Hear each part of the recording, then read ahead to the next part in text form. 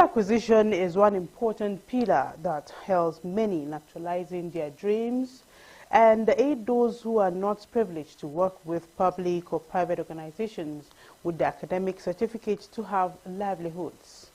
Now, the essence of skill acquisition is as the relevance of water to human body.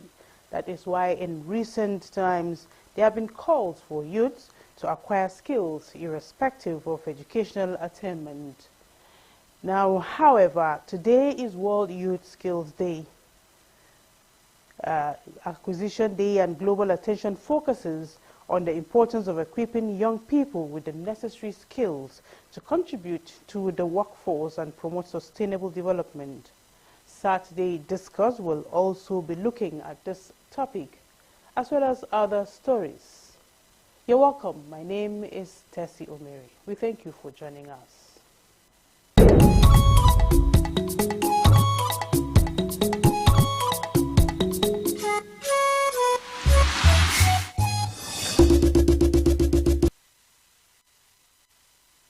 We begin from the presidency.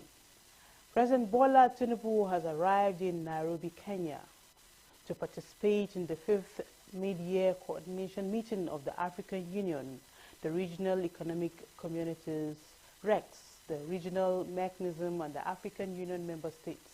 President Tinubu arrived at Jomo Kenyatta International Airport and received by Owalo, the Cabinet Secretary, Minister of Information, Communication and Digital Economy in Kenya. The President is scheduled to present a report on the status of regional integration in ECOWAS, highlighting actions carried out during the period under review by ECOWAS institutions, member states, the private sector and other stakeholders to deepen integration through trade-free movement of persons, investment promotion, infrastructure development, peace, security, and stability. And meanwhile, President Bola Tinubu will be in Nairobi, Kenya, and he has called on African leaders to respect democracy, the rule of law, and ensure political stability. In his statement at a high-level event organized by the United Nations Development Programme on the margins of the 5th mid-year African Union coordination meeting, the President urged African military institutions and states to recognize and respect the need for democratic renewal. The Nigerian leader, who is also the chairperson of ECOWAS Authority of Heads of States and Government, said coup d'etat should be discouraged in the continent, especially in the face of challenges like the COVID-19 pandemic, insecurity, and climate change. The President, in his statement, presented by the Permanent Secretary, the Ministry of Foreign Affairs, Ambassador Adamu Ibrahim Lamuwa, notes that it is regrettable that West Africa, despite its numerous instruments and mechanisms for promoting democracy and good governance, is leading other regions in the use of unconstitutional means to change government. He warned that the ugly trend of the military straying into the political arena is causing threats to peace, security, and stability, and engendering poverty, displacement, and humanitarian crisis. He reiterated that Africa has no intention of regressing on its democratic gains and credentials, as well as its maturing democratic political culture, calling on all Afrocentric supranation organizations, especially the African Union, the various regional economic communities, and regional mechanisms to individually and collectively adopt protocols on democracy and good governance, as well as ensure their effective implementation.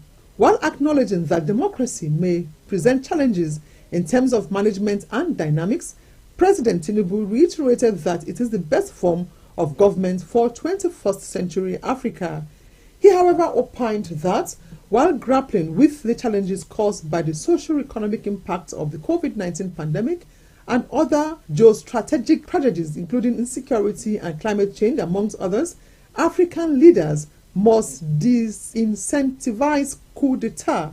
As chairperson of ECOWAS Authority of Heads of State and Government, President Tinubu expressed his readiness to work with the UNDP and other development partners to advance the cause of democracy in the African continent.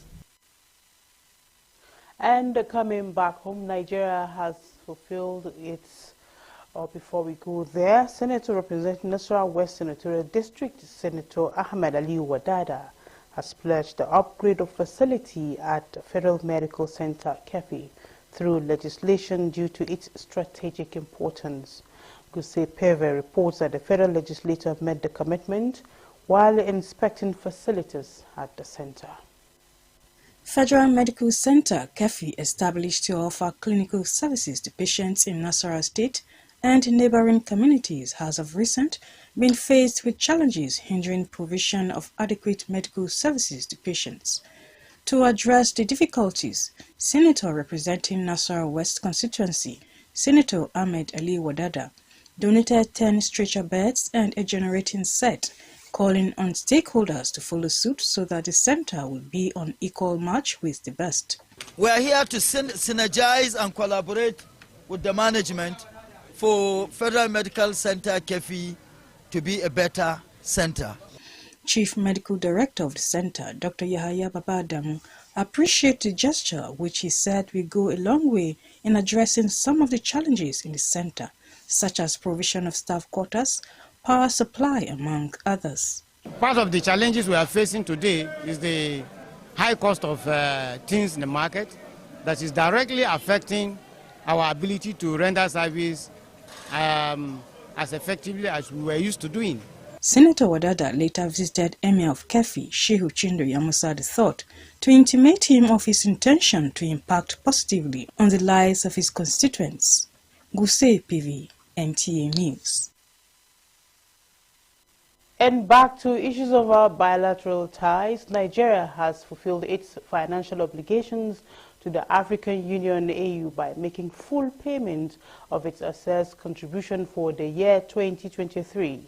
The confirmation was made on Saturday by the Permanent Secretary, Ministry of Foreign Affairs, Ambassador Adamu Ibrahim Lamua, on the sideline of the 43rd Ordinary Session of the Executive Council of the AU in Nairobi, Kenya.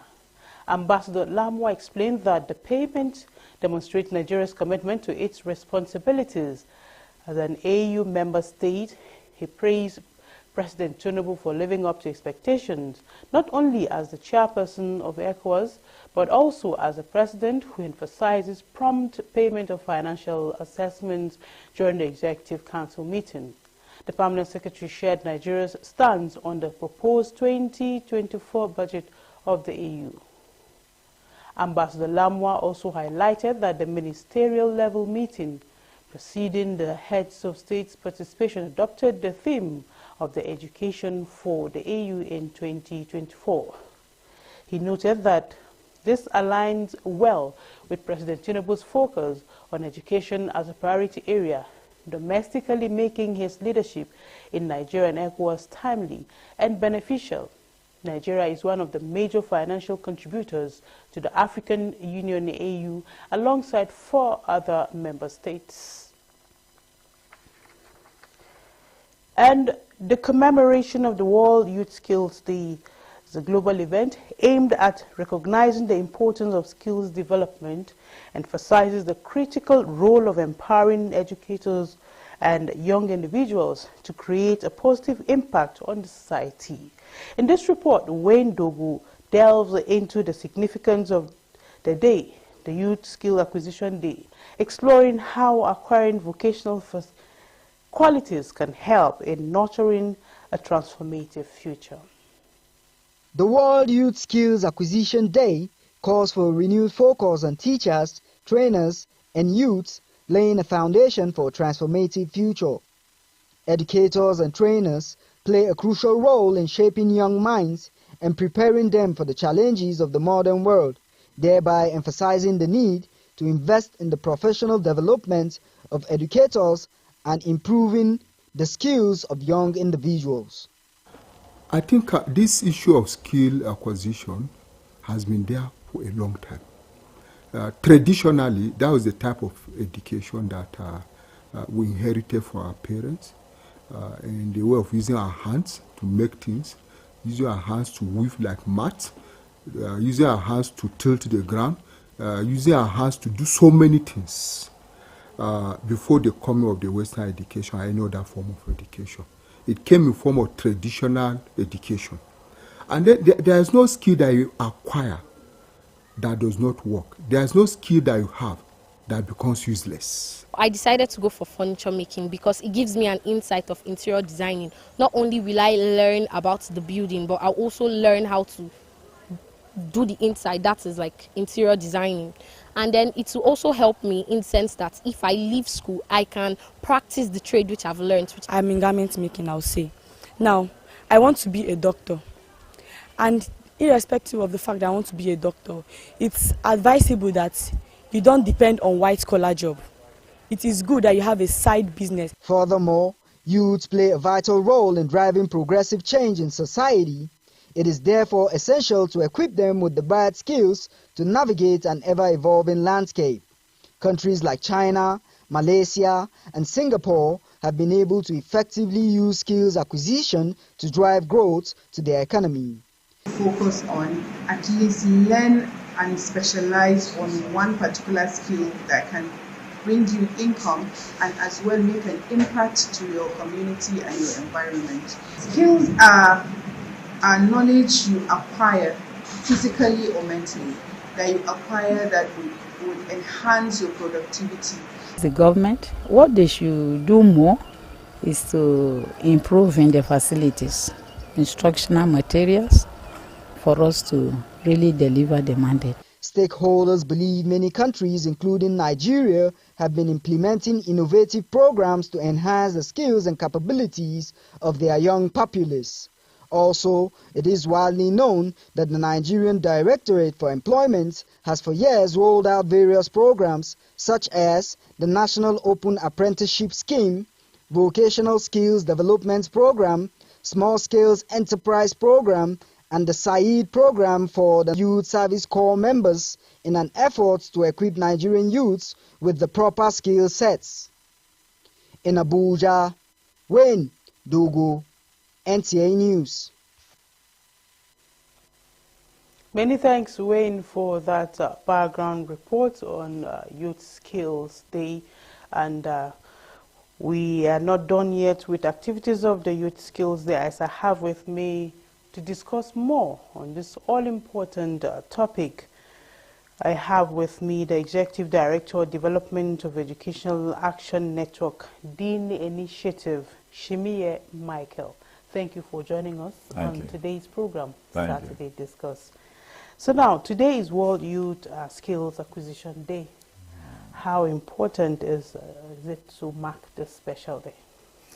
Yeah, I think the UN has a very good vision back in 2014 when this day was established to emphasize the importance of skill, not only for young people, but for every individual who wants to live a thriving life economically and contribute to their society. And it is important to emphasize that what drives the society or the labor market is actually skill, much more than any other instrument of qualification that each and every individual have. So it's really important. Okay, what differentiates skills acquisition and other forms of education? Skills acquisition. You see, our organization, we are doing work around education for employability skills. And I think the gap has been created largely because of our educational architecture. We have promoted for so long knowledge-based learning as against skill-based learning.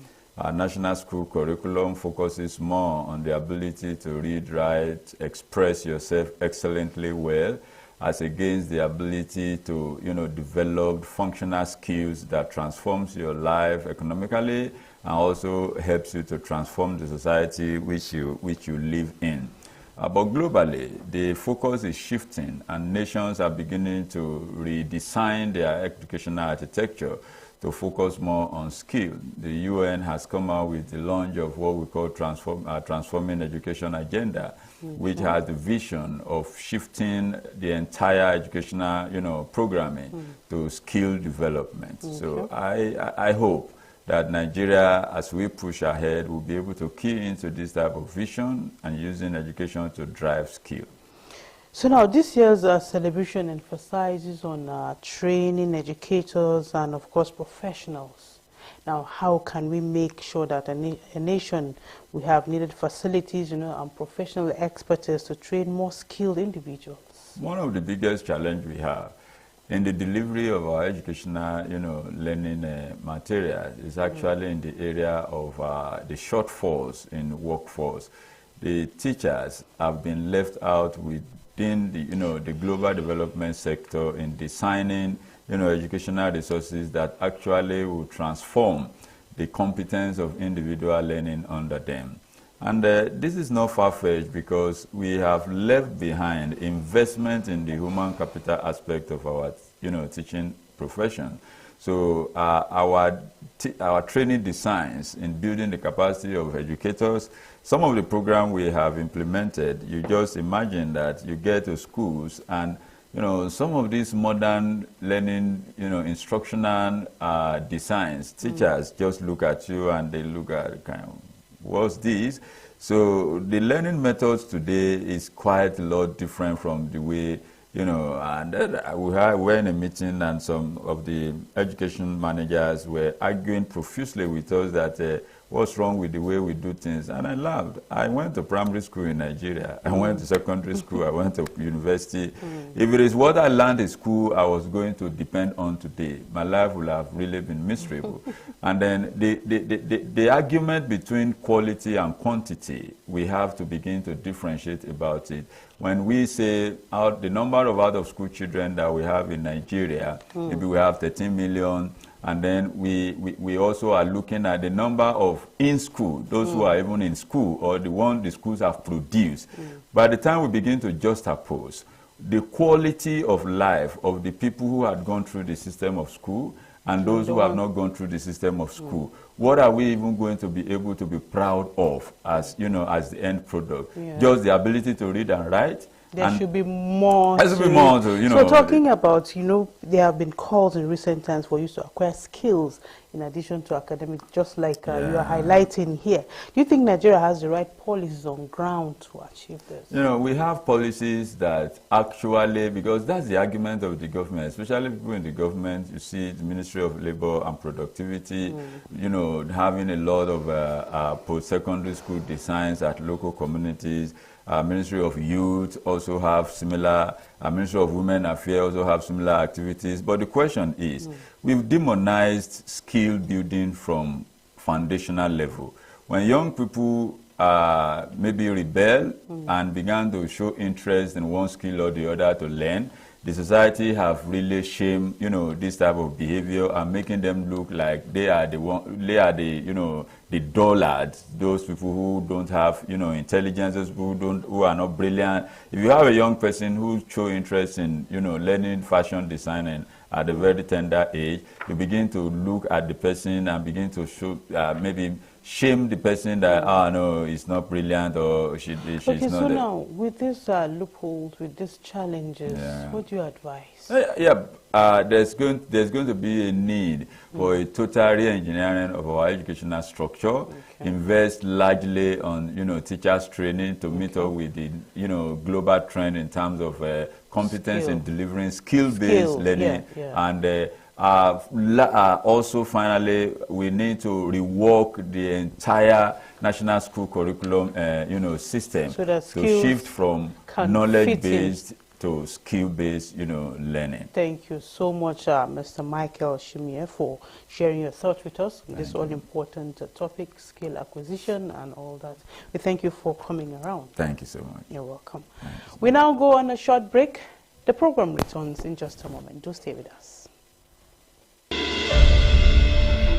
News as a commodity is our trade. When it breaks in the FCT and environs, our team of professional reporters will definitely be there.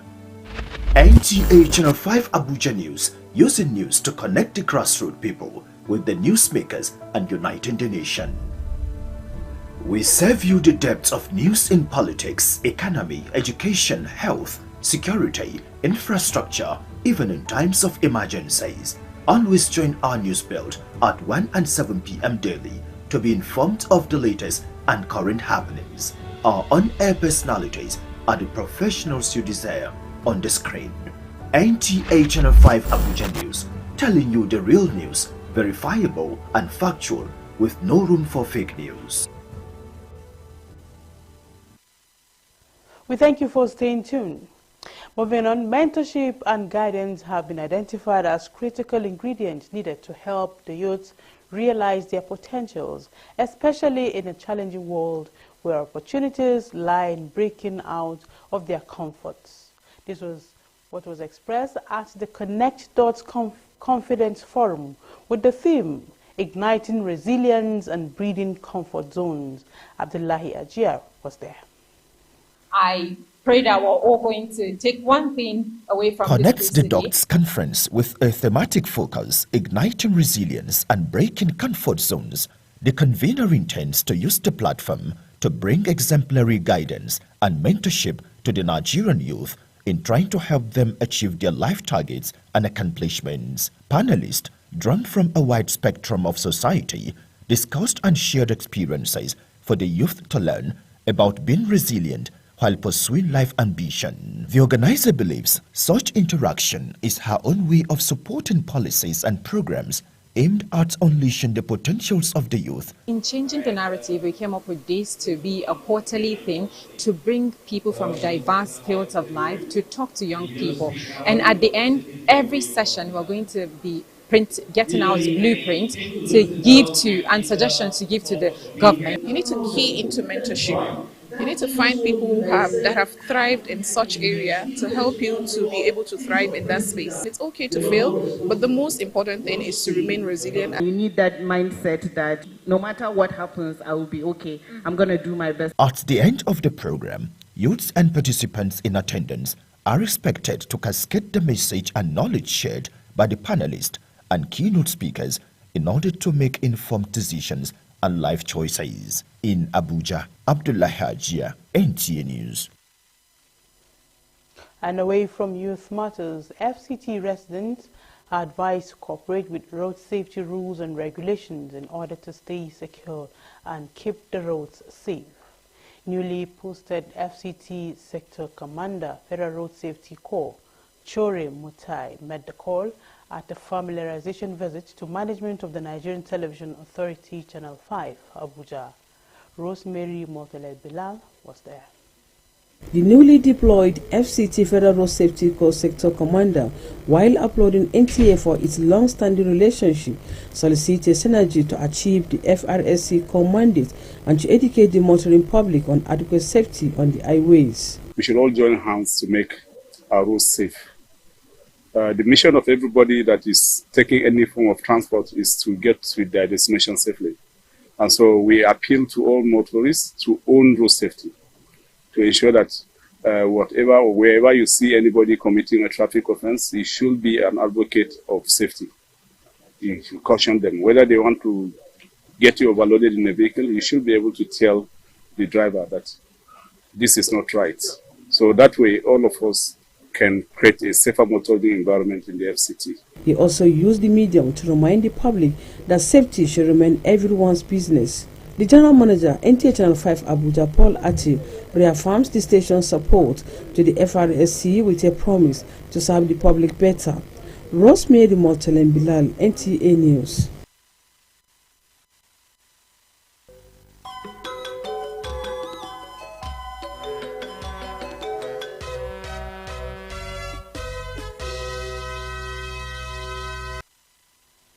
Let's join our sports desk for what's trending in the world of sports. The Commonwealth Games Federation has stripped Nigeria of the gold medal won in the women's 4x100 meters event at Birmingham 2022.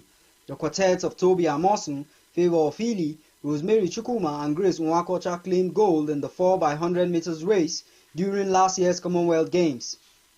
Nwakocha, who ran the anchor leg for Nigeria, however failed the doping test during the competition after Osterin and Ligadrol were found in her sample A urine.